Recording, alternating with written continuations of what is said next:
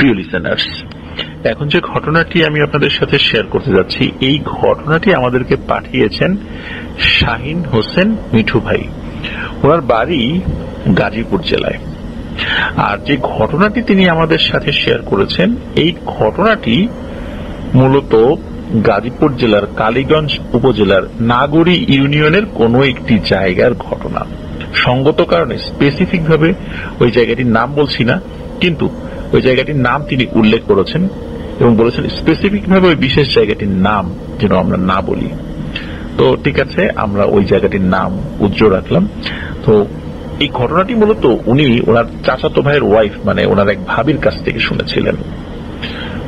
ওনার চাচাতো ভাইয়ের এই যিনি ওয়াইফ, মানে ওনার ভাবি, তার বাড়ি ওই কালীগঞ্জ উপজেলারই একদম প্রত্যন্ত এলাকায়, যেখানে কিছুটা বনাঞ্চল রয়েছে, এবং তার বিয়ে হয়েছিল 2001 সালে।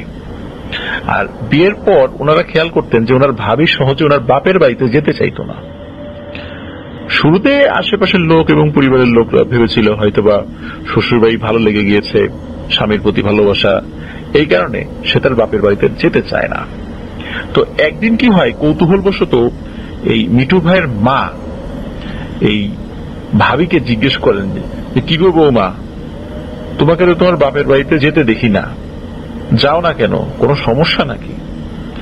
তখন উনি বলেন যে আপনি দেখি বিষয়টা খেয়াল করছেন কাকি, আচ্ছা যাই হোক, তাহলে আপনাকে বলি শোনেন।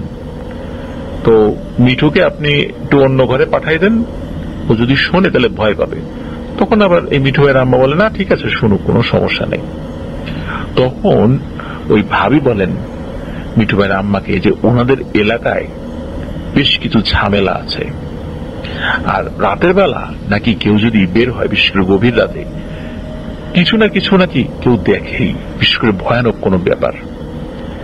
আর এই কারণে যে সে বাড়ি থেকে যায় না তা না, কারণ সেখানে তো লোকজন থাকে, এইভাবে ভয়ানক জিনিস দেখে দেখে সবাই তো গ্রাম ছেড়ে চলে যাচ্ছে না, কিন্তু বিশেষ একটা কারণে নাকি উনি খুব ভয় পেয়েছেন, এবং যার প্রেক্ষাপটে উনি সহজে মানে বাপের বাড়িতে যেতে চান না, এবং সেই বিষয়টি তিনি উল্লেখ করেন। তিনি বলেন যে ওনার এক খালাতো বোনের বিয়ে হয় ওনারই বাড়ির পাশে। তো বিয়ের পরে ভালোই চলছিল, 4 থেকে 5 বছর বেশ ভালো, কারণ ওনার খালাতো বোনের হাজবেন্ড কাজকাম করছিল, কিন্তু কাজকামের খুব বেশি সুবিধা করতে না পারার কারণে পারিবারিক সিদ্ধান্ত মোতাবেক তাকে বিদেশে পাঠিয়ে দেওয়ার পরিকল্পনা করা হয়, এবং সেই অনুযায়ী বিভিন্ন কাজ এগিয়ে নিয়ে যাওয়া হয়। তো এভাবে দেখতে দেখতে তার ফ্লাইটের সময় ঘনিয়ে আসে। যেদিন ফ্লাইট ছিল সেদিন তার ওই খালাতো বোনের হাজবেন্ড তার ছোট ভাইকে সাথে নিয়ে বিদেশে যাওয়ার উদ্দেশ্যে রওনা হয়, যে এয়ারপোর্ট পর্যন্ত তার ছোট ভাই পৌঁছে দিয়ে আবার বাড়িতে ফেরত আসবে।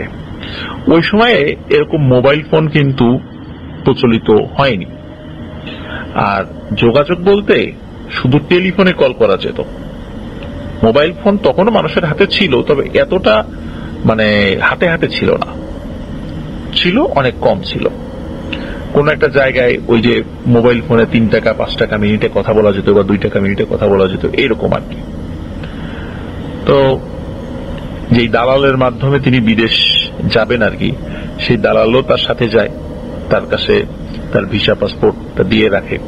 এভাবে বাড়ি থেকে সকলে বের হয়ে যায়। আর 4-5 বছরে সেই ভাবির খালাতো বোনের 2টি পুত্র সন্তান জন্মলাভ করে। তো যেদিন সকালবেলা তার হাজবেন্ড এবং দেবর বিদেশে যাওয়ার কথা বলে সেই দালালের সাথে ঢাকার উদ্দেশ্যে রওনা দেয়, তো স্বাভাবিকভাবেই সকলের মন খারাপ, পরিবারের সদস্য দূরে চলে যাচ্ছে। সন্ধ্যার পর যেটা হয় সেটা হলো ওই ভাবির খালাতো বোন তিনি তার 2 বাচ্চা এবং শাশুড়ি নিয়ে ঘরেই ছিলেন। রাত গভীর হয়ে যায়, তার অপেক্ষা করছিলেন বিশেষ করে ওই খালাতো বোনের হাজবেন্ডের ভাই, মানে তার দেবর, তিনি আসবেন, খাওয়া দাওয়া করবেন, ঘুমাবেন। তো ওই চিন্তা করে তারা অপেক্ষা করছেন, তখন আসছিল না। তখন তাদের দেরি দেখে ওনারা চিন্তা করেন যে হয়তো বা কোনো কারণে ফ্লাইট ডিলে হতে পারে, আসতে সময় লাগতে পারে, তো আমরা শুয়ে পড়ি। তো ওনারা শোয়া ভাব আর কি। বিশেষ করে ভাবি তার 2 বাচ্চাকে ঘুম পাইয়ে দিয়েছেন। একটা হচ্ছে কোলে রয়েছে বাচ্চা, আমার সেই বাচ্চা দুগ্ধপোষ্য শিশু, আর একজন একটু বড়, সে বোঝা শিখেছে আর কি। তো ওই ভাবির শাশুড়ি, সে আবার অন্য ঘরে থাকতো, তিনি তার ঘরে চলে যান একদম স্বাভাবিকভাবেই। তো ভাবি শুয়ে পড়েছেন, হঠাৎ করে দরজায় কে যেন কড়া নাড়ছে। তো উনি চিন্তা করেন তার দেবর এসেছে বুঝি।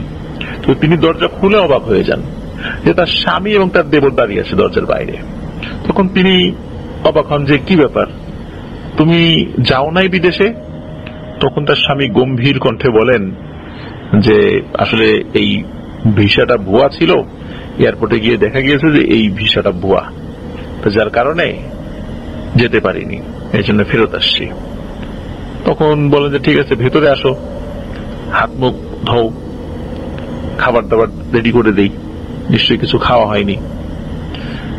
তো উনি খেয়াল করেন যে তার স্বামীর সাথে তার দেবরও ঘরে ঢুকলো, অথচ তার দেবরের ঘর কিন্তু অন্য ঘর। তো তিনি এই একই ঘরে ঢুকেছেন, আর ওই দরজায় নক যেহেতু হয়েছিল, যার কারণে ওনার 2 সন্তানের মধ্যে যেটা দুগ্ধপোষ্য শিশু, তার আবার ঘুম ভেঙে গিয়েছিল, আর তাকে কোলে নিয়েই মূলত দরজা খুলে দিয়েছিলেন। আর উনি চিন্তা করেছিলেন যে বাচ্চাকে বিছানার উপর রেখে যায়, কিন্তু বাচ্চা কোনো একটা কারণে কিছুতে তার মায়ের কোল থেকে নিচে নামছিল না। এদিকে তার স্বামী বলছে একে রেখে যাও, কিন্তু উনিও ওই ভাবির খালাতো বোনও উনি রেখে রাখার চেষ্টা করছেন, কিন্তু বাচ্চা কিছুতেই তার কোল থেকে যাবে না। তো চিন্তা করছেন যে রাতের বেলায় একবার ঘুমিয়ে গিয়েছিল, এখন হয়তো বা বাচ্চা কোল থেকে নামতে চাইছেন। উনি বাচ্চাকে কোলে নিয়ে ঘর থেকে বাইরে বের হন। ঘর থেকে বাইরে বের হওয়ার পর উনি অন্য কাজ করছিলেন, রান্নাঘরে যান, বাচ্চা কোলে নিয়ে চিন্তা করেন একটু খাবার দাবার রেডি করি। এদিকে ওই ঘরের মধ্যে থেকে কোনো সারা শব্দ নাই, যে কি ব্যাপার, কোনো সারা শব্দ নাই। তারা আসলো, এসে তার মায়ের সাথে কথাও বললো না। হ্যাঁ, তো এরকমটা কেমন দেখা যায় আর কি। যেহেতু বিদেশ যেতে পারে নাই, এটা একটা দুঃসংবাদ, কিন্তু তাই বলে কারোর সাথে কথা বলবে না, ডাকবে না। তো উনি কিছুটা কাজ হাতে রেখেই উনি ঘরের দিকে একটু যেতে থাকেন যে তার স্বামী এবং তার দেবর কি করে ঘরের মধ্যে। উনি কিছুটা এগিয়ে গিয়ে ওই দরজাটি উকি দেন, এবং উকি দিয়ে যে ভয়ানক দৃশ্যটা দেখেন, এটা কোনো মায়ের পক্ষে আসলে সহ্য করা সম্ভবই নয়। উনি দেখতে পান যে তার স্বামী এবং যে দেবর বসে আছে, তারা ওই ভাবির খালাতো বোনের যে বড় সন্তান, ছেলে সন্তান, 2 পা হাতে নিয়ে সেই পা দুটি কামড়ে কামড়ে খাচ্ছে, এবং পা দুটি কিন্তু দেহ থেকে ছিঁড়ে ফেলা, রক্তে ঘর ভেসে গেছে, বিছানা ভেসে গেছে। উনি এই দৃশ্য দেখার সাথে সাথে প্রচন্ড জোরে একটা চিৎকার করতে গিয়েও নিজের হাত দিয়ে নিজের মুখকে চেপে ধরেন যে সর্বনাশ, এটা কি দেখলাম, আমার সন্তান এই অবস্থা। ওইদিকে কি হয়েছে, ওনার যে শাশুড়ি, সে আবার ঘর থেকে বের হয়ে এসেছে। উনিও দরজা নক করার শব্দ শুনেছিল, উনি চিন্তা করছেন কে আসলো, শুরুর দিকে বের হন নাই, পরে যখন আমরা রান্না করে টুংটাং আওয়াজ, এই শব্দ শুনে উনি বের হয়ে আসছেন। তখন ভাবির ওই খালাতো বোন এক দৌড়ে ওনার শাশুড়ির কাছে যান এবং শাশুড়িকে নিয়ে বলেন যে মা কোনো কথা বলবা না, দৌড়, সোজা দৌড়। 2 জন ঝেড়ে দেন এক দৌড়, দৌড়ে পাশের এক প্রতিবেশীর বাড়িতে আশ্রয় নেন ওই রাতের বেলা। তারা বলে কি হয়েছে? তখন উনি তো ফুপিয়ে ফুপিয়ে কাঁদছেন যে আমার ছেলেকে খেয়ে ফেলছে। তখন ওনার শাশুড়িও বুঝতে পারছে না যে আসলে কি বলে, বৌমা একটু বলতেছেটা কি, সে কি পাগল হয়ে গেল? তাকে একটু স্বাভাবিক করার পর সেই ঘটনা যখন খুলে বলে, তখন ওই ভাবির খালাতো বোন বলে যে আপনারা চলেন, বাড়িতে চলেন, দেখবেন জিনিসটা। কেউ ভয়ে ঘর থেকে বেরোতেই চাচ্ছিল না, কেউ যাবে না, বলে সকাল হোক তারপর যাবো। সকাল পর্যন্ত অপেক্ষা করা হয়। এদিকে তার সন্তানের শোকে সে বারবার মূর্ছা যাচ্ছিলেন, অজ্ঞান হয়ে যাচ্ছিলেন, আবার জ্ঞান ফিরছিল, আবার অজ্ঞান হচ্ছিলেন, এমন অবস্থা চলছিল। সকালবেলা ওই বাড়িতে গিয়ে দেখা যায় সত্যি ওই ঘরের মধ্যে শুধু কিছু হাড় রক্ত আর চামড়া পড়ে আছে, আর কিচ্ছু নাই। কোন মায়ের পক্ষে কিন্তু এই দৃশ্য সহ্য করা আসলেই অনেক কঠিন। 2001 সালের আগে এই ঘটনাটি ঘটেছিল, এক্সাক্ট সালটা আসলে বলা মুশকিল। তো এই কারণেই মূলত ওই ভাবি তার বাড়িতে যেতে ভয় পেতেন, তার স্বামীর বাড়িতেই বেশি থাকতেন। বাড়িতে গেলে যদি আবার ভয়টয় পান, এই কারণে উনি পারত পক্ষে ওনার বাপের বাড়িতে যেতে চাইতেন না। আর গাজীপুরে তো বনাঞ্চল রয়েছে, সংরক্ষিত বনাঞ্চল রয়েছে, বিভিন্ন জায়গায় ঝোপঝাড় জঙ্গল রয়েছে।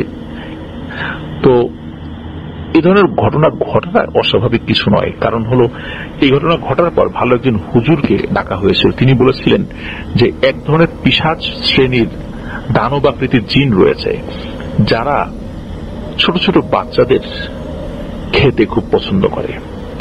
ওই সময় তোমার ছোট বাচ্চাটা ঘুম থেকে জাগার কারণে সে কিন্তু বুঝতে পেরেছিল যে এরা স্বাভাবিক কিছু নয়, সেজন্য সে কাঁদছিল এবং কোনোভাবে সে নামতে চাচ্ছিল না।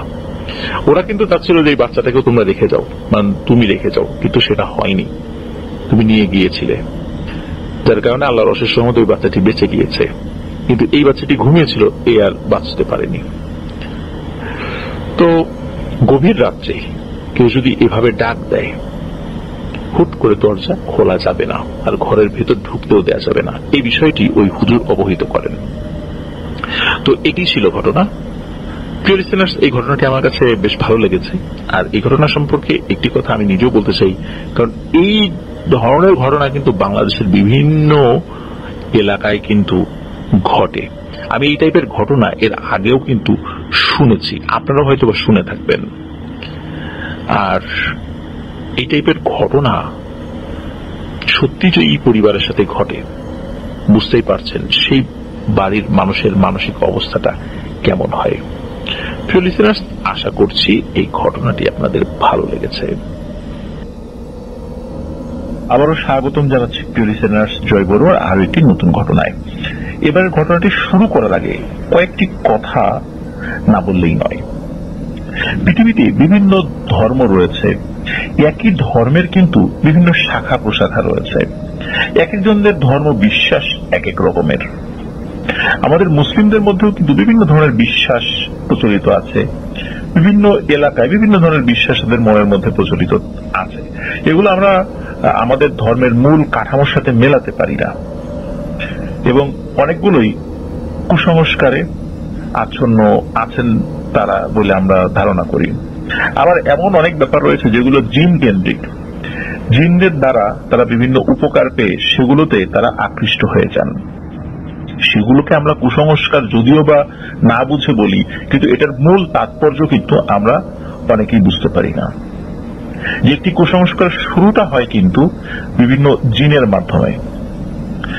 আর এই কারণেই আমরা না বুঝেই একবারে ঢালাও ভাবে যে এই বিষয়টা নাই, এই বিষয়টা ঠিক না, এটা বলে ফেলি। আসলে মূল তাৎপর্যটা আমরা ঠিক বুঝতে ভালোভাবে পারি না বলেই এইভাবে অনেক কথা বলি। তবে এটাও সত্য, কোনো কারণ ছাড়াই অনেক কুসংস্কারে আমরা কিন্তু আবদ্ধ হয়ে আছি, এটাও সত্য। কিন্তু তো এখন যে ঘটনাটি বলবো, হঠাৎ করে সেটা শুনে কারো মনের মধ্যে বিভিন্ন ধরনের প্রশ্নের উদ্যোগ হতে পারে, কিন্তু পুরো ঘটনাটি শোনার পর আশা করছি আপনারা বুঝতে পারবেন যে ঘটনাটির তাৎপর্য কি। আর আমি যতটুকু বুঝতে পেরেছি এই ঘটনাটি শোনার পর, আমি সেটিও আপনাদের কিছুটা বলবো। ঘটনাটি খুবই অন্যরকমের একটি ঘটনা। ভয়ানক একটা জিন রয়েছে এই ঘটনার মধ্যে, এবং এই টাইপের জিনের ঘটনা আমি এর আগে কখনো বলিনি প্রিয় লিসেনার্স। তো চলুন শুরু করি ঘটনাটি। ঘটনাটির সাল 1975 কি 80 সাল এর মধ্যবর্তী একটি সময়। ঘটনায় যে মূল দুইজন ব্যক্তি রয়েছে, একজন নাম মোহনলাল বড়ুয়া এবং তার স্ত্রী নমিতা বালা বড়ুয়া। ঘটনাটির স্থান মধ্যম বিনাজুরি, রাউজান, চট্টগ্রাম। আর ঘটনা যিনি বর্ণনা করছেন তার নাম হচ্ছে শ্যামা বড়ুয়া।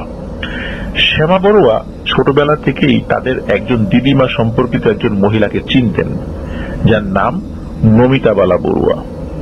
তিনি মানুষদের বিভিন্ন ধরনের তদবির করতেন। তিনি তার ধর্মের খুবই ধর্মপরায়ণ একজন মহিলা ছিলেন। বিভিন্ন পরীক্ষার আগে শ্যামা বড়ুয়া তার দিদিমার কাছে যেতেন কলম পড়িয়ে আশীর্বাদ নিয়ে আসার জন্য। এবং আশ্চর্যজনকভাবে এই শ্যামা বড়ুয়া একদম নামমাত্র পড়াশোনা করেও সব পরীক্ষায় কোনোভাবে পাশ করে যেতেন। আর এমনটা তাদের বিশ্বাস ছিল যে এই নমিতাবালা বড়ুয়া ওনার কাছ থেকে কলম পড়ে আনলে পরীক্ষায় ভালো হবে, তো এটা তারা বিশ্বাস করতেন। আর ওই নমিতাবালা বড়ুয়াকে সকলেই মান্য এবং সম্মান করতেন। সকলের কাছে খুবই শ্রদ্ধার একজন ব্যক্তি ছিলেন এই নমিতাবালা বড়ুয়া। নমিতাবালা বড়ুয়ার স্বামী মোহনলাল বড়ুয়া যখন যুবক বয়সে ছিলেন তখন তাদের স্থানীয় বৌদ্ধ মন্দিরের পাশে একটি বোধি গাছ দেখতে পান। তখন এটা বেশ ছোট ছিল। বলা বাহুল্য বৌদ্ধ ধর্মের প্রবর্তক গৌতম বুদ্ধ এরকমই একটি বোধি গাছের নিচে ধ্যান সাধনা করে বুদ্ধত্ব লাভ করেছিলেন। সুতরাং সকল বৌদ্ধদের নিকট এই বোধি বৃক্ষ যথেষ্ট সম্মান আর গুরুত্বপূর্ণ। তারই ধারাবাহিকতায় মোহনলাল বাবু সেই ছোট বোধি বৃক্ষকে যত্ন করে সেটাকে মোটামুটি বড় করে তোলেন। একটা সময় মোহনলাল বড়ুয়ার সাথে এই নমিতাবালা বড়ুয়ার বিয়ে হয়। বিয়ের বেশ কয়েক বছর কেটে গেলেও তাদের কোনো সন্তান সন্ততি হচ্ছিল না। এক রাতে মোহনলাল বাবু স্বপ্ন দেখেন ওই বোধি বৃক্ষের নিচে যেন তিনি ধ্যান করেন বা আসন সৃষ্টি করে সেখানে ধ্যান করেন। মোহনলাল বাবু যেন সেখানে ধ্যান সাধনা করতে থাকে, মানে তার ধর্মের যে ধ্যান বা সাধনা বা ইবাদত সেটা সেভাবে তিনি করবেন আর কি। তাহলে সৃষ্টিকর্তা তার মনের আশা পূর্ণ করবেন। তো দেরি না করে মোহনলাল বাবু পরদিন সকাল থেকেই সেই স্থানে আসন বানানোর কাজে লেগে পড়েন। সেই বোধিবৃক্ষের পাশেই বৌদ্ধ মন্দির আর একটা মোটামুটি মাঝারি সাইজের একটা পুকুর ছিল, যেটাতে সবাই গোসল করত। 2 থেকে 3 দিন পর আসন বানানোর কাজ শেষ হলে তিনি সেখানে বসে ধ্যান সাধনা আরম্ভ করেন। 1 দিন 2 দিন এভাবে 7 দিন ধ্যান সাধনা করার পরে তিনি আবারও স্বপ্নে দেখলেন অস্পষ্ট অবয়ব এরকম কেউ এসে তাকে বলছে, মোহনলাল তুই কোন পাপ কাজের মধ্যে যাবি না, আমি তোকে কিছু দোয়া করে যাব, যেটা দিয়ে সৃষ্টিকর্তার ইচ্ছায় তুই মানুষের উপকার করতে পারবি যদি সৃষ্টিকর্তা চান। আর সৃষ্টিকর্তার কাছে আমি দোয়া করব তিনি যেন তোকে 2টা সন্তান দেন। আর 2টা সন্তান যদি সৃষ্টিকর্তা তোকে দেন তাহলে তুই আরো বেশি করে সাধনা করবি, যেন তুই সাধনায় সিদ্ধি লাভ করতে পারিস। পরদিন তিনি তার স্বপ্নের কথা তার স্ত্রীকে জানান। তার স্ত্রীও স্বামীর কাজে উৎসাহ দেন। মোহনলাল বাবু সাধারণত দুপুরের পর থেকে রাত 11টা-12টা পর্যন্ত তিনি তার ধর্মকর্ম করতেন, গাছের নিচে বসে বা ধ্যান সাধনা করতেন। এই ঘটনার 2 দিন পরে মোহনলাল বাবু যখন দুপুরবেলা ধ্যানে বসেছেন, হঠাৎ একটা ডাকে তার ধ্যান ভেঙে যায়। ডাকটা ছিল এমন, মোহন, এই মোহন। মোহনলাল বাবু চোখ খুলে যেটা দেখতে পাই সেটা দেখে উনি মারাত্মক ভয় পান। উনি দেখতে পান কালো মোটা একটা সাপ তার সামনে কুণ্ডুলি পাকিয়ে তার দিকে তাকিয়ে আছে। হঠাৎ সাপটা কথা বলে এসেছে, মোহন ভয় পেয়েছিস? সাপের মুখে মানুষের কথা শুনে স্বাভাবিকভাবেই মোহনলাল বাবু রীতিমতো ভয়ে বসা থেকে দাঁড়িয়ে যান। দৌড় দিবেন কি করবেন উনি বুঝতে পারছেন না।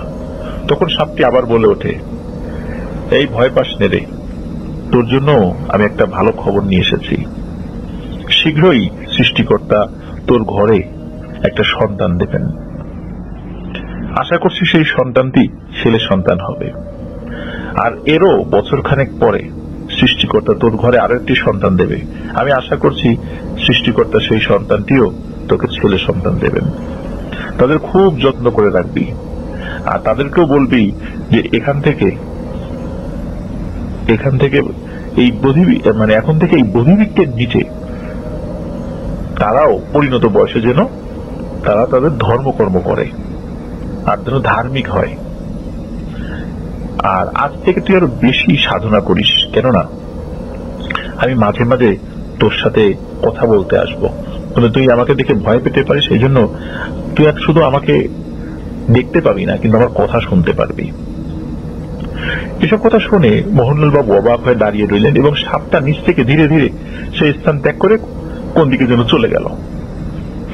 এরপর থেকে তিনি আরো বেশি ধর্মকর্ম করতে লাগলেন এবং সেই কালো সাপের কথা মতোই মোহনলাল বাবুর স্ত্রী মমিতা বালা বড়ুয়া কিছুদিন পরে গর্ভধারণ করেন এবং নির্দিষ্ট সময়ে সত্যি তাদের ঘর আলো করে একটি পুত্র সন্তান জন্মলাভ করে।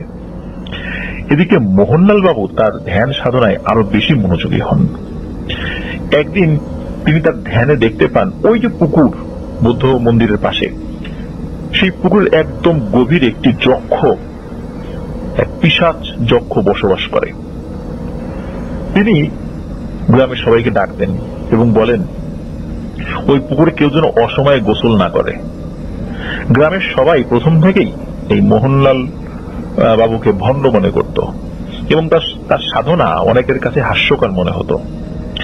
আর এমন কথা তার মুখ থেকে শুনে গ্রামের সবাই বলে, আমরা বহু বছর ধরে পুকুর ব্যবহার করছি, কই কারোর সাথে তো কিছু হলো না, তুমি নতুন ব্যবসা খেতে বসছো না, তুমি এখন নিজে একটা গুরু সেজে বসবা যাতে করে তোমাকে আমরা ভোগ দেই, টাকা দেই, খাওয়াই, তাই না? ভালোই ব্যবসা শুরু করছো তোমরা। এই ধরনের বিভিন্ন ধরনের হাস্যকর কথাবার্তা, টিকা টিপ্পনি সবাই কাটতে থাকে, কিন্তু মোহনলাল বাবু তাদেরকে বোঝাতে ব্যর্থ হন, কোনোভাবে বোঝাতে পারেন না। এর কদিন পরে এক শনিবার, সেদিন ছিল অমাবস্যা, মানে ওই দিন রাতে হবে আর কি। আর সেদিন অমাবস্যা শুরুর লগ্ন ছিল দুপুর 12:30টার দিকে। তখন ওই পুকুরে গোসল করছিল 2 থেকে 3 জন মেয়ে। তাদের মধ্যে একজন বয়স একটু বড়, 17 থেকে 18 বছর হবে, আর বাকি 2জন ছোট। একজনের বয়স 7 বছর কি 8 বছর, একজনের বয়স 11-12 বছর হবে আর কি। বড় মেয়ে যেটি, সেটি অন্য 2জন থেকে খুব ভালো সাঁতার জানতো এবং খুব ভালো সাঁতার কাটতে পারত। তখন তারা একটা খেলা করছিল। বড় মেয়েটা তার পিঠে বাকি 2জনকে নিয়ে চড়াচ্ছিল এবং সাঁতার কেটে যাচ্ছিল। একটা সময় একজনকে চড়িয়ে পুকুরের মাঝখানে যেতেই যে চোর ছিল সে খেয়াল করলো যে বড় মেয়েটা হঠাৎ ডুবতে শুরু করেছে, মানে সে ডুবে যাচ্ছে পানির মধ্যে। এক পর্যায়ে সে পুরোই ডুবে গেল। এদিকে পিছে থাকা যে মেয়েটা, সে তো সাঁতার জানতো, কম জানতো আর কি, ওই বড় মেয়েটার মতো অত ভালো জানতো না। সে কোন রকমে সাঁতার কেটে কুলে আসে এবং এসেই চিৎকার চেঁচামেচি শুরু করে। আর আরেকটা মেয়ে তো ছিল, সেও তো এটা দেখেছে। তাদের 2জনের চিৎকার চেঁচামেচির আশেপাশে লোকজন চলে আসে। লোকজন ছুটে আসার পর সকলে পুকুরে ঝাঁপিয়ে পড়ে। অনেক খোঁজাখুঁজি করেও সেই ডুবে যাওয়া মেয়েটার হদিস পায় না কেউ। আর পুকুরটাও গভীর ছিল। তারা জাল নিয়ে আসে, খুঁজতে থাকে। এদিকে মোহনলাল বাবু পুকুর পাড়ে এসে যখন দেখলেন যে ঘটনা ঘটছে, তখন সকলের উদ্দেশ্য করে বলেন, খুঁজে লাভ নেই গো, খুঁজে লাভ নেই। আজকে যে সময় ডুবিয়ে নিয়েছে, কালকে আবার সেই সময় তুলে দেবে। এবারও তার কথায় কেউ পাত্তা না দিয়ে তাকে খুবই অপমান করে, বলে যে এমন একটা সময় তুমি এসে তোমার সাধুগিরি ফলাচ্ছ না, দাও ভাগো, নিজের কাজে মন দাও। তো যাই হোক, সবাই পুকুরে খুঁজতে থাকে কিন্তু পায় না। একবার তারা সিদ্ধান্ত নেয় তারা পুকুরের পানি সেচ দিয়ে পুরোটাই ফেলে দেবে। সেই কথা অনুযায়ী খুব দ্রুত 2-3টি সেচ লাগানোর মেশিন লাগিয়ে দেওয়া হয়। আর পুকুরটা মোটামুটি মাঝারি সাইজের হলেও বেশ গভীরতা আরো বেশি ছিল। তো পানি সেচা শুরু হয়। এদিকে পরের দিন দুপুর পর্যন্ত দেখা গেল অর্ধেক পানিও সেচ দিয়ে ফেলতে পারেনি। আর সকলের চোখের সামনে মধ্য দুপুরে আশ্চর্যজনক ভাবে মেয়েটা হঠাৎ করে পুকুরের মাঝখানে ভেসে ওঠে। আর মোহনলাল বাবুর কথা মতোই যেহেতু পরদিন প্রায় একই সময় দুপুর 12:30 কি 1টার একটু আগে ভেসে উঠেছিল, তখন এলাকার সকলে বুঝতে পারেন যে মোহনলাল বাবু উনি ঠিক কথাটাই বলেছেন। তার প্রতি ভ্রান্ত ধারণা এবং তাকে এই যে টিকা টিপ্পনি কৌতুক করা হয়েছে, এর জন্য অনেকেই তার কাছে ক্ষমা চান এবং এই সমস্যার সমাধান করতে অনুরোধ করেন। তিনি তখন তাদের কাছ থেকে কয়েকটা দিন সময় চেয়ে নেন। ওই মেয়েটা সৎকার করা হয়। 2 দিন পরে মোহনলাল বাবু সবাইকে ডেকে বলেন, এখানে ভয়ঙ্কর এক যক্ষ, যার কেবল একটাই চোখ রয়েছে এবং চোখটা ঠিক তার মাথার উপরে অবস্থিত। আর সে পানির নিচে দাঁড়িয়ে উপরে গোসল করা লোকদের দিকে তাকিয়ে থাকে, যেহেতু তার উপরে মাথার উপরের দিকে চোখ, সে নিচে দাঁড়িয়ে থাকলে উপরে কারা গোসল করছে সেটা দেখা যায়। এবং তার 3টা পা মানে 3 পদ রয়েছে। অনেক বছর ধরেই সে এখানে বাস করে, কিন্তু সে কখনোই কারো ক্ষতি করতে পারেনি। সে প্রত্যেকটা সময় মানুষের ক্ষতি করার চেষ্টা করে, কিন্তু ক্ষতি করতে পারত না। সে তখনই শুধু ক্ষতি করতে পারে যখন শনিবারের নির্দিষ্ট একটি সময়ে অমাবস্যা তিথি শুরু হয়, এবং খুব অল্প সময়ের জন্য সে এই কাজটি করতে পারে। আর সে এইটার অপেক্ষায় থাকে। আর ওই দিন তার জন্য ঠিক সময়টাই ছিল। পুকুরে ওই মেয়েরা ঠিক ওই সময় গোসল করছিল, আর এই কারণে সে ক্ষতি করতে পেরেছে। তার মুখে এমন ভয়ঙ্কর বর্ণনা শুনে উপস্থিত সবাই ভয়ে আটকে ওঠেন। এতদিনের পরিচিত প্রয়োজনীয় পুকুর এমন ভয়াবহ যে হবে এটা কেউ বুঝতেই পারেনি। গ্রামের সবাই চিন্তিত হয়ে পড়েন এবং স্বাভাবিকভাবেই পুকুরটার ব্যবহার বন্ধ হয়ে আসে। সবাই মোহনলাল বাবুকে অনুরোধ করেন যে কোনো উপায় তিনি যেন বের করেন। সবার অনুরোধে তিনি ধ্যান করার মাধ্যমে জানতে পারেন ওই যক্ষ অনেক শক্তিশালী এবং তাকে একবারে আসলে তাড়ানো সম্ভব নয়, তাকে ধীরে ধীরে তাড়াতে হবে। রাতারাতি কোনো কিছুই করা সম্ভব না। মোহনলাল বাবু সাধনা চালিয়ে যান। কালক্রমে তার দ্বিতীয় ছেলেরও জন্ম হয় বছর 3 পরে। এদিকে ব্যবহার কমে যেতে থাকায় পুকুরটা ধীরে ধীরে একরকম ভুতুরে পুকুর হয়ে যায়। এভাবে প্রায় 8 থেকে 9 বছর পার হয়ে যায়। সবাই যখন সেই ঘটনা ভুলতে বসেছিলেন, তখনই মোহনলাল বাবু সবাইকে ডেকে বলেন সামনের পূর্ণিমায় তিনি সেই যক্ষটিকে তাড়িয়ে দেবেন। গ্রামের সবাই যেন ওই সময় উপস্থিত থাকেন। ঠিকই তার কথা মতো যেই রাতে পূর্ণিমা শুরু হবে সেই দিনের বেলা সেই বোধিবৃক্ষের নিচে সকলে জড়ো হয়, এবং দিনের বেলা উপস্থিত অনেকেই হঠাৎ করে দেখতে পান পুকুরের মাঝখানে ভেসে উঠেছে একটি সোনার নৌকা। কিন্তু কেউ কিছু বুঝে ওঠার আগে আবার টুক করে ডুবে যায়। কেউ দেখেছে, আবার কেউ খেয়ালই করেনি। মানে এমন একটা সময়ে সেটা হয়েছে এবং খুব দ্রুততার সাথে হয়েছে। যারা দেখেছে তারা এই দেখ দেখ এগুলো বলতে বলতে অন্যরা যখন তাকিয়েছে তখন দেখে যে কিছু একটা ডুবে গিয়েছে, কিন্তু সেখানে পানির একটি ঢেউ রয়েছে। এদিকে মোহনলাল বাবু ধ্যান করছেন। তিনি ধ্যান থেকে উঠে বলেন যে ওই যক্ষটা চলে গেছে, কিন্তু যাওয়ার সময় সেই যক্ষটা তার পিঠে 3টা থাপ্পড় মেরে গেছে। প্রমাণস্বরূপ তিনি তার পিঠ সবাইকে দেখান। সবাই দেখে তো অবাক। পিঠে হাতের 5 আঙ্গুলের ছাপ বসে গেছে 3 জায়গায়। তিনি আরো বলেন এত বছর ধরে এই সৌভাগ্যের প্রতীক সোনার নৌকাকে এই যক্ষটা আটকে রেখেছিল। সে চলে যাবার ফলে সোনার নৌকাটা মুক্তি পেয়েছে। আর সবাইকে অবাক করে দিয়ে মোহনলাল বড়ুয়া একটি কথা বলেন। তিনি বলেন আমাকে 3টি থাপ্পড় মারার উদ্দেশ্য কি তোমরা জানো? সকলে বলে না তো জানি না। বলে 3টি থাপ্পড় মারার উদ্দেশ্য হচ্ছে আমার শরীরে এমন একটা বিষক্রিয়া শুরু হয়ে গেছে যেটা 3 দিনের মাথায় কার্যকর হবে এবং আমি মারা যাব। এই যক্ষ যাকে একটা থাপড় মারে তার মানে হচ্ছে 1 দিনের মধ্যে তার মৃত্যু হবে। সে থাপড় মারার সাথে সাথে তার শরীরে থাকা এক ধরনের বিষক্রিয়া সে মানুষের শরীরে ছড়িয়ে দেয়। এটা হঠাৎ করেই কাজ করা শুরু করে এবং মানুষ মারা যায়। আমাকে 3টি থাপ্পড় দিয়েছে, তার মানে হচ্ছে আমি 3 দিন সময় পাবো। 3 দিন পর এই বিষক্রিয়া কার্যকর হবে। 3 দিনের মধ্যে সৃষ্টিকর্তা যদি আমাকে নিয়ে না যান, তাহলে ওই 3 দিনের মাথায় ওই বিষক্রিয়ায় আমার মৃত্যু অনিবার্য।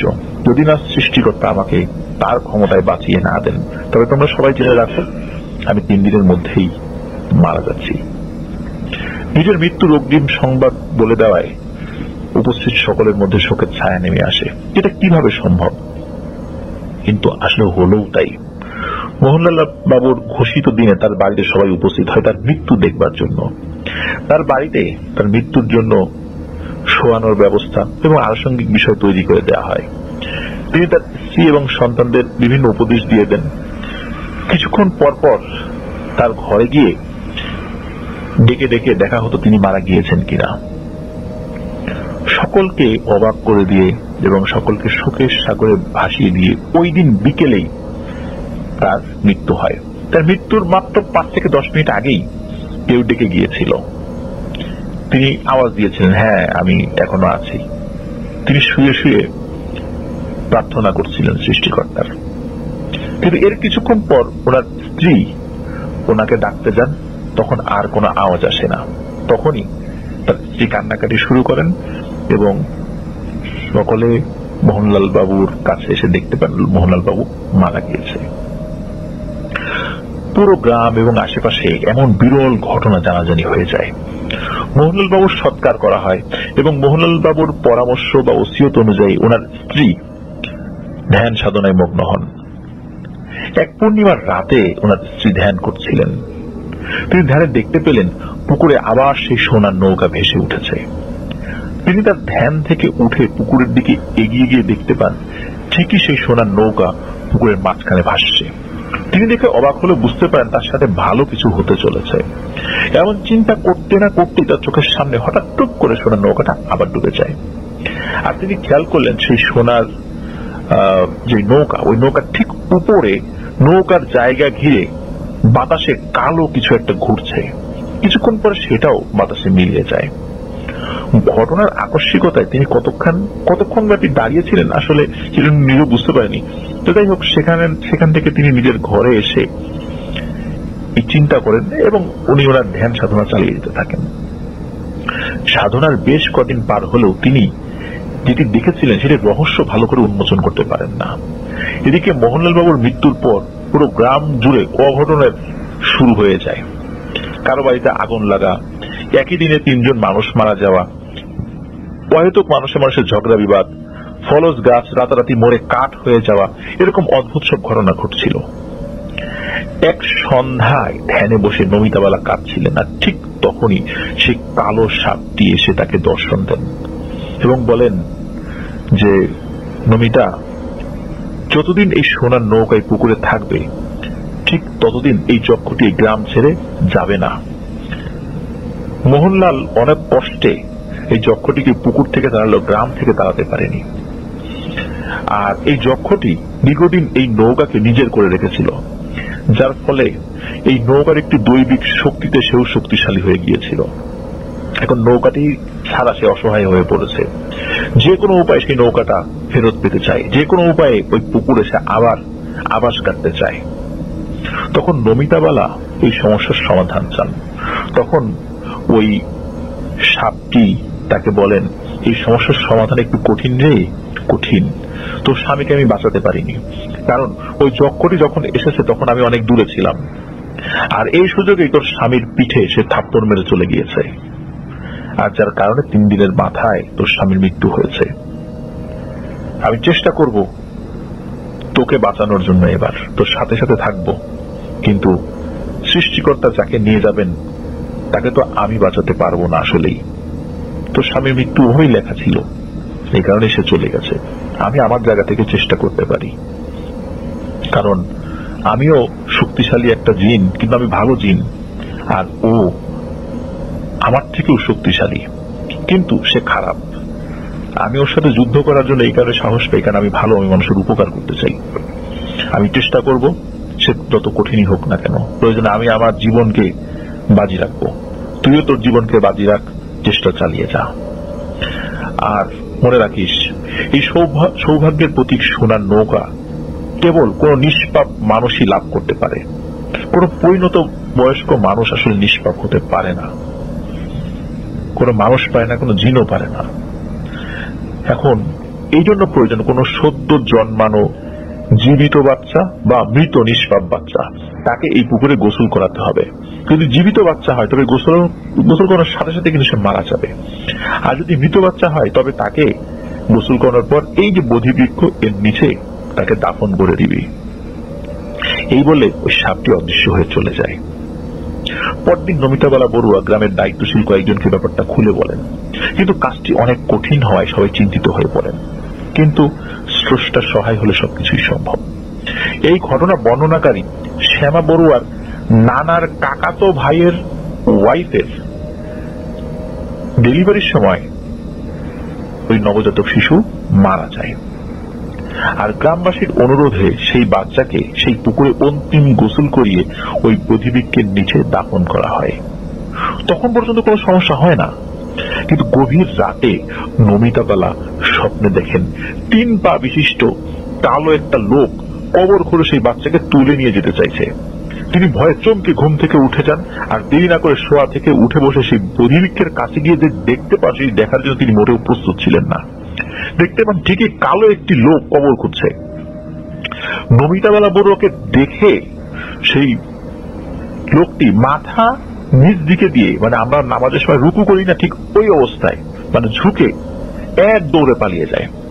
নমিতাবালা দেখতে পান সেই লোকটার একটাই চোখ, অনেক বড় বড় একটা চোখ, চোখটা জলজল করছে এবং পিটপিট করছে, আর সেই চোখটা তার মাথার একদম উপরে, মানে মাথার তালুতে। আর সে মাথা নিচু করে চোখের সামনে দিয়ে, মানে সে সোজা হয়ে তো দৌড়াতে পারবে না, সে মাথা নিচু করে চোখ সামনে দিয়ে 3 পা দিয়ে দৌড়ে যাচ্ছে। আমরা সাধারণত 2 পা দিয়ে দৌড়ালেও সে 3 পা দিয়ে দৌড়াচ্ছিল, তার মানে তার প্রতিটা পদক্ষেপে 3টা পা মাটিতে পড়ছিল। এমন বিভৎসর ভয়ানক দৃশ্য দেখে তিনি ভয় চিৎকার দিয়ে মাটিতে অজ্ঞান হয়ে পড়ে যান। ওনার চিৎকারে ওনার ছেলেরা ঘুম থেকে উঠে যায়, আর আশেপাশের পরিবারের সদস্যরা সেখানে গিয়ে তাকে উদ্ধার করে। সকাল হলে দেখা যায় সত্যি ওই বাচ্চার কবরে কেউ যেন খোঁড়াখুড়ি করার চেষ্টা করেছিল, কিন্তু লাশ তুলতে পারেনি। পরে গ্রামবাসী মিলে সেই কবর পাহারা দিত। এর 5 থেকে 6 দিন পর নমিতাবালা বড়ুয়া স্বপ্ন দেখেন একটা বাচ্চা সেই সোনার নৌকায় চড়ে কোথায় যেন চলে যাচ্ছে। এটা দেখে তার ঘুম ভেঙে যায়। ওই দিন সন্ধ্যায় তিনি যখন ধ্যান করছিলেন, তখন তিনি ধ্যানে দেখতে পাচ্ছিলেন তাকেও সেই যক্ষটা পিঠে থাপ্পড় মারার জন্য এগিয়ে আসছে, কিন্তু হঠাৎ করে সেই কালো সাপ তাকে ছোবল মারে এবং ওই ছোবলে ওই যক্ষটা ছটফটিয়ে মারা যায়।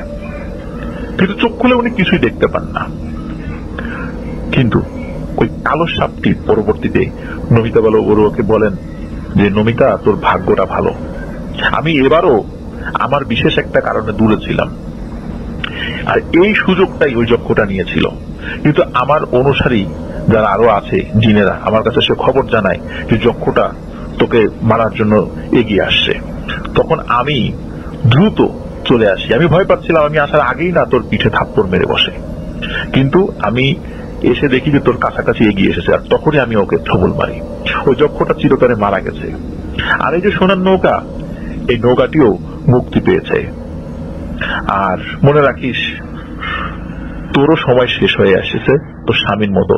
তুই যক্ষের থাপ্পড়ে মারা যাবি না, কিন্তু তুই আর বেশি দিন বাঁচতেও পারবি না, কারণ সবকিছুর একটা নিয়ম আছে। তুই যে সাধনা করেছিস, এই সাধনায় মানুষের অনেক কষ্ট হয়, এবং এই কষ্টের একটাই পরিণতি অল্প বয়সে মারা যাওয়া। তো তখন নমিতাবালা বড়ুয়া ওই সাপের কাছে কেঁদে বলেন যে, আমার বাচ্চাগুলো তো এখনো পরিণত বয়স্ক হয়নি, আমি মারা গেলে আমার বাচ্চাদের কি হবে? তখন ওই সাপ বলেন যে, আমি তোর নিয়মের কথা বলেছি, তুই সৃষ্টিকর্তাকে ডাক, সৃষ্টিকর্তা যদি তোর আয়ু বাড়িয়ে দেন তাহলে অবশ্যই তুই বেঁচে থাকবি স্বাভাবিকভাবে। তুই তোর সাধনা চালিয়ে যা, তুই তোর ধ্যান সাধনা কর, সৃষ্টিকর্তাকে ডাক। তো নমিতাবালা বড়ুয়া তিনি সেই সাপের কথায় তিনি ধর্মকর্ম পালন করতে থাকেন, আরো কঠোর সাধনা তিনি করতে থাকেন, এবং সবসময় সৃষ্টিকর্তার কাছে তিনি আয়ু ভিক্ষা চাইতেন। তো এভাবেই উনি সত্যি সত্যি 2017 সাল পর্যন্ত বেঁচে ছিলেন, এবং উনি স্বাভাবিকভাবেই মারা গিয়েছেন। এখনো নাকি সেই বোধিবৃক্ষটা আছে, এখনো মানুষ সেই বোধিবৃক্ষের কাছে যায়, যারা এটাতে বিশ্বাস করেন আর কি, সেখানকার লোকজন আর কি। তো এই ঘটনার মধ্যম বিনাজুরি গ্রামে অনেকেই জানেন, অনেকেই সেখানে যান।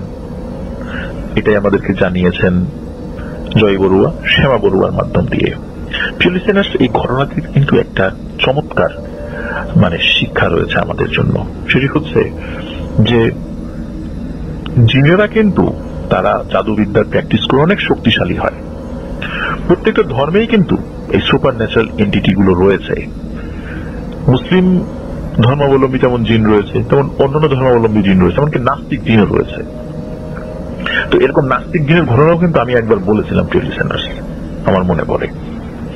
তো যে যত বড় শক্তিশালী যিনি হোক না কেন, সবাই কিন্তু স্রষ্টার সৃষ্টি, মানে আল্লাহর সৃষ্টি। আল্লাহর ক্ষমতাই সর্বশেষ। হ্যাঁ, এটা সত্য। যেমন আমি যদি বিষ খাই, আমার কিন্তু মৃত্যু অবধারিত, যদি সৃষ্টিকর্তা বা আল্লাহ আমাদেরকে সেই বিষক্রিয়া থেকে হেফাজত না করেন। ঠিক তেমনি জিনেরা, তাদেরও কিছু ক্ষমতা রয়েছে যারা মানুষকে ক্ষতি করতে পারে, কিন্তু আল্লাহ তাআলা যদি চান সেই ক্ষতি থেকে মানুষকে আল্লাহ তাআলা হেফাজত করতে পারেন। প্রিয় লিসেনার্স, এখন যে ঘটনাটি আমি আপনাদের সাথে শেয়ার করতে যাচ্ছি, এই ঘটনাটি লালমনিরহাট জেলার ফুলগাছ গ্রাম থেকে আমাদেরকে পাঠিয়েছেন মোহাম্মদ হাসিবুর রহমান। আর তিনি যে ঘটনাটি পাঠিয়েছেন এটি একটি রেলওয়ে ব্রিজকে কেন্দ্র করে। এখন অবশ্য সেই ব্রিজটি নাকি পরিত্যক্ত অবস্থায় রয়েছে বলে তিনি আমাদেরকে জানিয়েছেন। আর যে ব্রিজটি, ওই ব্রিজটির পাশে একটি কদম গাছ রয়েছে বর্তমানে, আর ওই ব্রিজের কাছাকাছি একটু সামনে একটি পুরনো কবরস্থান রয়েছে। তিনি এই স্থানগুলোর ছবি আমাদেরকে পাঠাবেন বলেছেন। তো যাই হোক, জায়গাটি দেখতে দিনের বেলা যতটা সুন্দর, আর রাতের বেলায় ততটাই ভয়ঙ্কর হয়ে ওঠে। আর বলে রাখা ভালো, ওনাদের গ্রামটা একটা সীমান্ত এলাকা। একসময় লালমনিরহাট থেকে মোগলহাট হয়ে সোজা ভারতের দিনহাটা, কোচবিহার, গিদলদাহ পর্যন্ত ট্রেন যেত। 1998 সাল পর্যন্ত এটি নাকি চলেছিল। কোন কারণে ভারতের সাথে রেল যোগাযোগ বন্ধ হয়ে যায়। এখন পর্যন্ত ওই রুটে ট্রেন চলাচল বন্ধই রয়েছে। তো যাই হোক, ঘটনাটি ঘটে ওনার নানার সাথে। সময় 2006 সাল। ওনার নানা প্রতি হাটবারে হাটে কাঁচা শাকসবজি বিক্রি করতেন। আর শহরে কিংবা হাটে যেখানেই ওই গ্রামের লোকজন যাক না কেন, যাওয়া আসার একমাত্র রাস্তা ছিল সেই রেল সেতু। অন্য রাস্তাও ছিল, কিন্তু অনেক দূর ঘুরে যাওয়া লাগতো বিধায় সবাই এই রাস্তাটাই ব্যবহার করত। তো ঘটনার দিন নানা স্বাভাবিকভাবেই উনি হাটে গিয়েছেন কাঁচা শাকসবজি বিক্রি করতে। তো বিভিন্ন কাজ শেষ করতে করতে বেশ দেরি হয়ে যায়। উনি বাড়ির দিকে রওনা দেন। রওনা দেওয়ার সময় চিন্তা করছিলেন যে কিছু লোক আসুক, পরিচিত কোনো লোকের সাথে হাঁটতে হাঁটতে যাই। কিন্তু অনেক রাত হয়ে গেছে, তো পরিচিত লোকজন আসলে তেমন পাচ্ছিলেন না। যাও পাওয়া যাচ্ছিল তারা অন্যদিকে বা অন্য গ্রামের লোক অন্য দিক দিয়ে যাচ্ছিল আর কি। তো ওনার সাথে বাইসাইকেল ছিল। উনি যেটা করতেন সেটা হচ্ছে যে ওই রেলওয়ে সেতু যেটা, ওইটার উপরে এসে সাইকেল থেকে নেমে সাইকেল নিয়ে আস্তে আস্তে ওই রেলওয়ে সেতুটা পার হতেন। তো উনি সাইকেল চালাতে চালাতে আস্তে আস্তে ওই রেলওয়ে সেতুর কাছে যখনই এসেছেন, মানে মনে হচ্ছিল উনি অনেকক্ষণ সাইকেল চালাচ্ছেন, ওই রেলওয়ে সেতুটা দেখতে পাচ্ছেন না। তো একটা পর্যায়ে আশেপাশের লোকেশন দেখে উনি বুঝতে পারেন যে এই জায়গাটাতে রেলওয়ে সেতু আছে, কিন্তু এ কি, ওখানে কোনো রেলওয়ে সেতুই নেই। ছোট্ট ওই ব্রিজটা মনে হয় একদম উধাও হয়ে গেছে। অদ্ভুত ব্যাপার। অথচ বিকেলে হাটে যাওয়ার সময়ও এই ব্রিজটা একদম ঠিকঠাক ছিল। কোনো কারণে ভেঙে টেঙে পড়ে গেল কিনা। তো নানা সাইকেল থেকে নেমে উনি ভালো করে একটু দেখার চেষ্টা করলেন, কিন্তু এবার যেটা দেখতে পেলেন তিনি আরো ভয় পেলেন। তিনি দেখতে পেলেন ব্রিজের এক প্রান্ত মাটিতে, মানে এক পাশ সমান রয়েছে, আর অপর প্রান্ত যে মাটির যে অংশটা মনে হচ্ছে পাহাড়ের মতো উঁচু হয়ে আছে। এটা দেখে নানা প্রচন্ড ভয় পান। কিছুই বুঝতে পারছিলেন না আসলে তার সাথে কি হয়েছে। এদিকে নানা 5 ওয়াক্ত নামাজি ছিলেন, বেশ দোয়া কালাম জানতেন। তিনি দোয়া পড়ছিলেন আর মানুষের জন্য অপেক্ষা করছিলেন। এখন মানুষ তো উনি হাটে থাকতেই পান নাই, এখন কতক্ষণে পাবেন এটাও তো বলা মুশকিল। উনি সাইকেল নিয়ে চুপচাপ দাঁড়িয়ে আছেন আর দোয়া কালাম পড়ে যাচ্ছেন। আর উনি বোঝার চেষ্টা করছিলেন যে আসলে উনি যেটা দেখছেন ঠিক দেখছেন কিনা, নাকি নিছক তার চোখের ভুল হচ্ছে। তো এরপরে মনে পড়ে ওনার যে এই ব্রিজ নিয়ে তো অনেক ঘটনা আছে। শুধু এই ঘটনা যেটা ওনার সাথে এখন ঘটে চলছে, এটা শুধু ওনার সাথে নয়, ইতিপূর্বেই আরো বেশ কিছু মানুষের সাথেই নাকি ঘটেছে। হঠাৎ করে ওই ব্রিজটি অদৃশ্য হয়ে যায় এবং অপর প্রান্তের মাটি পাহাড়ের সমান উঁচু হয়ে থাকে। আবার কখনো কখনো বৃষ্টি অদৃশ্য হয় না, কিন্তু ওই ব্রিজের অপর প্রান্তের মাথাটা অনেকটা উঁচু হয়ে থাকে, মানে ওই উঁচুতে ব্রিজে ওঠা কারো পক্ষে সম্ভব নয়। এই ধরনের দৃশ্য অনেকেই দেখত। তো যাই হোক, উনি দাঁড়িয়ে আছেন, দোয়া কালাম পড়ছেন। এভাবে অনেকক্ষণ সময় পার হয়ে যায়, প্রায় 1-1.5 ঘন্টা। এরপর উনি হঠাৎ দেখতে পান ব্রিজটি একদম আগের মতো ঠিকঠাক আছে। মাঝখানে ব্রিজ ছিল না, শূন্য হয়েছিল, এখন সেখানে দিব্যি ব্রিজ আছে। এখন উনি পার হবেন কি হবেন না এটা নিয়ে উনি খুব ভীত, যে এখন যদি পার হতে যাই, হঠাৎ করে যদি অদৃশ্য হয়ে যায়, তখন আমার অবস্থা কি হবে, এটা নিয়ে উনি ভাবছেন। এই ভাবনা চলছে তার মনের মধ্যে। হঠাৎ করে পেছন থেকে একটু খচমচ খচমচ আওয়াজ শুনতে পান তিনি পেছন ফিরে তাকিয়ে দেখেন যে সাদা কাপড় পরা একজন মুরব্বী। এই সাদা কাপড়টা ঠিক জুব্বা না, পাঞ্জাবিও না, মনে হচ্ছে কাপড়ের কাপড় জাতীয় কিছু শরীরে শুধু পেঁচিয়ে রেখেছেন। হাজিরা যেভাবে ড্রেস পরেন ঠিক সেভাবে, এবং তার চেহারাটা এত উজ্জ্বল, মনে হচ্ছে তার উজ্জ্বলতায় আশেপাশে কয়েক হাত জায়গাও হালকা আলোকিত হচ্ছে। তখন নানা বুঝতে পারেন এই লোকটি সম্ভবত খুব দরবেশ গোছের কেউ। তিনি যে মানুষ হবেন না এই বিষয়টা হঠাৎ করে তার মাথায় স্ট্রাইক করেনি। তিনি স্বাভাবিকভাবেই উনি নিয়েছেন, কারণ অনেক সময় ওই সময়ও বেশ কিছু আল্লাহওয়ালা মানুষ খুব সাদা সিধা জীবনযাপন করতে, এই ধরনের সাদা ড্রেস করতেন, উনি ওইরকমই চিন্তা করেছেন। তাকে লম্বা করে একটা সালাম দেন, ওই লোকটাও খুব ভালোভাবে সালামের উত্তর দেন। তখন ওই লোকটি বলে যে, কি বাবা, ভয় পেয়েছো? ভয়ের কিছু নাই, চলো আমি তোমাকে ব্রিজটা পার করে দিচ্ছি, আমার সাথে সাথে আসো। তো নানার ভয় কিন্তু তখনও কাটছিল না। তারপর ওই লোকটা আবারও বলে, আসো বাবা, কোনো ভয় নেই, আমার সাথে আসো। তখন ওই লোকটা আগে এবং নানা পেছনে আস্তে আস্তে আস্তে আস্তে ছোট্ট ব্রিজটা পার হয়ে যান। ব্রিজ পার হওয়ার পর ভদ্রতার কারণে নানা তাকে বলেন যে, মুহতারাম, আপনি কোথায় যাবেন? আমি আপনাকে সাইকেলে করে পৌঁছে দিই। তখন বলে যে, এই যে সামনের গ্রামে আমি যাব। তখন নানা বলেন যে, আচ্ছা, আপনি আমার সাইকেলের পেছনে বসুন, আমি আপনাকে আপনার বাড়ি পর্যন্ত পৌঁছে দিচ্ছি। তো উনি সাইকেলে বসেন, নানা সাইকেল চালাচ্ছেন। একজন মানুষ সাইকেলের পেছনে বসার পর স্বাভাবিকভাবে একটা ওয়েট বা ভার অনুভূত হয়, তাই না? কিন্তু নানা সাইকেল চালাচ্ছেন, মনে হচ্ছে সাইকেল আগের থেকে আরো হালকা। এখন নানা পেছন থেকে তাকে প্রশ্ন করছেন, গল্প করছেন। উনিও যে একদম কথা বলছেন না তা না, তবে হ্যাঁ, নানা 3টা প্রশ্ন করলে উনি একটার উত্তর দেন আর 2টার বেলা চুপ থাকেন। তো এইভাবে কথা বলছে বলছে হঠাৎ করে নানা কি মনে করে পেছন দিকে তাকায়। যখন অনেকক্ষণ কথা বলছে, পেছন দিকে কোনো সারা শব্দ নেই, তো পেছনে তাকিয়ে দেখে যে ওখানে কেউ নেই। ওনার সাইকেল একদম ফাঁকা। পেছনে যে মুরব্বী বসেছিলেন সেই আসনটাও ফাঁকা। নানার হাতে কিন্তু টর্চ লাইট ছিল। টর্চ লাইট দিয়ে কিন্তু উনি ওই যে যখন ব্রিজের যে জায়গাটা অদৃশ্য হয়েছিল সেই জায়গাটা উনি কিন্তু ভালো করে টর্চ লাইট মেরেছিলেন, ওই জায়গাটা অদৃশ্য ছিল। টর্চ লাইট তখনও তার হাতে ছিল।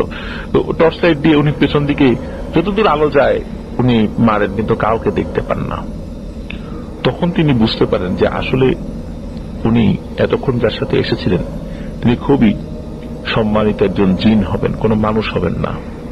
বিভিন্ন বিষয় উনি মেলাচ্ছিলেন। তখন শুরুতে ওনার মাথায় জিনিসটা ধরে নাই, যে কারণেই হোক, হয়তো মায়াজালের কারণে ধরে নাই, কারণ জিনেরা অনেক সময় মায়াজাল সৃষ্টি করতে পারে, আবার মানুষ ভয় পেতে পারে, এই কারণে অনেক সময় তারা স্বাভাবিকভাবে আসেন।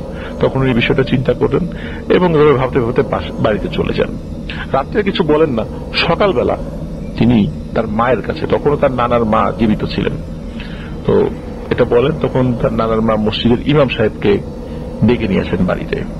ওই ইমাম সাহেব কিছুদিন আগে মারা গেছেন। উনি শুধু স্থানীয় মসজিদে শুক্রবারের জুম্মার নামাজটা পড়াতেন।